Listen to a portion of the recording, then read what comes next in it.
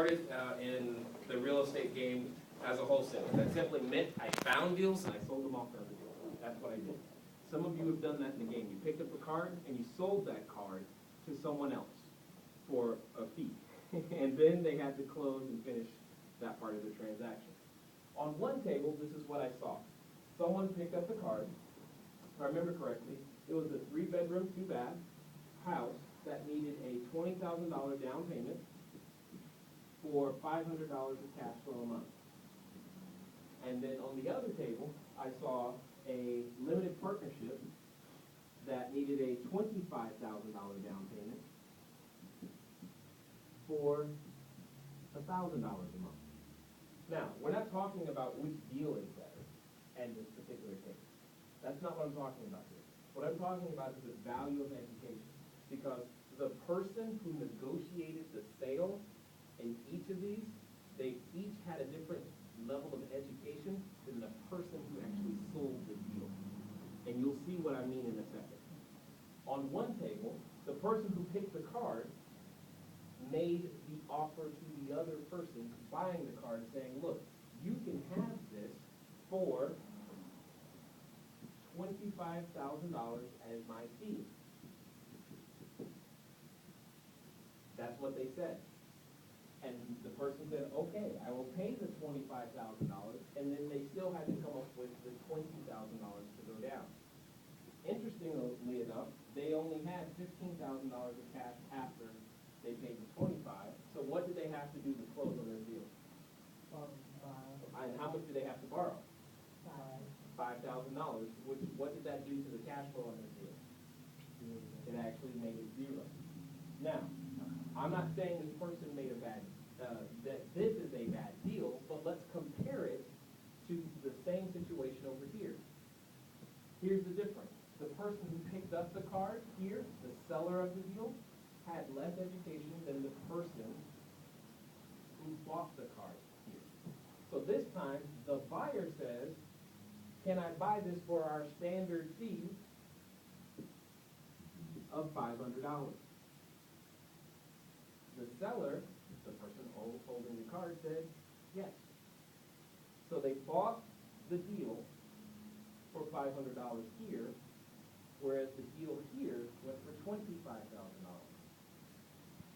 And obviously the person still had the $25,000 in cash, and then at the end of the day, because they bought it that way, what was their cash flow? My point is, the person on this side, the one with the greater understanding of how the numbers work, is the one that made the money here. The person on this side, with the greater understanding of how the numbers work, is the one that made the money here. Do you see that? Because this guy, could he have sold this deal for $25,000? Maybe, I don't know, but it's possible. Because if $500 of cash flow is worth $2,500, certainly $1,000 should be. I mean, right? It should be. But for some reason, that did not happen.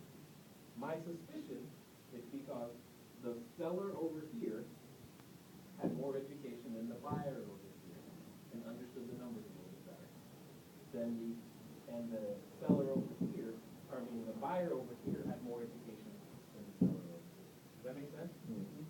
Because the reason this is important, because the major thing I get the most questions about is ROI. All day long. How do you calculate your ROI? How do you get return on your investment? How do you make money? Well, in my opinion, you make money by making sure you, make money. And the only way to gauge that is with ROI. It's the common denominator. Who got the better ROI? Let's do the math. This person, ROI, is simple.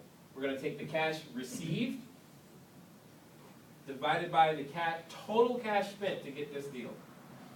This person spent $25,000 plus another $20,000, which they had to borrow, and now they're paying interest on it. We're not going to worry about that right now. So they spent $25,000 plus $20,000 for a total of $45,000 to receive zero cash. So what is their ROI as a percentage? Zero.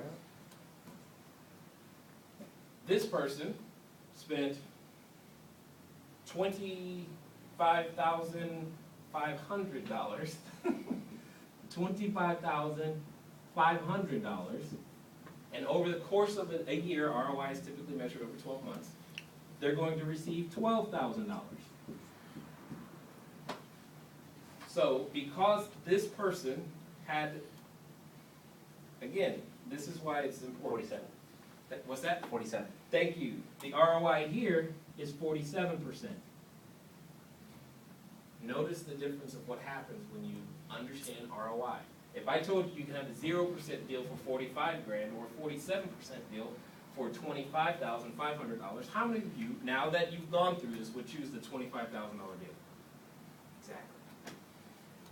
That's the value of understanding education and ROI. Let's get back to plans. Keep that in mind.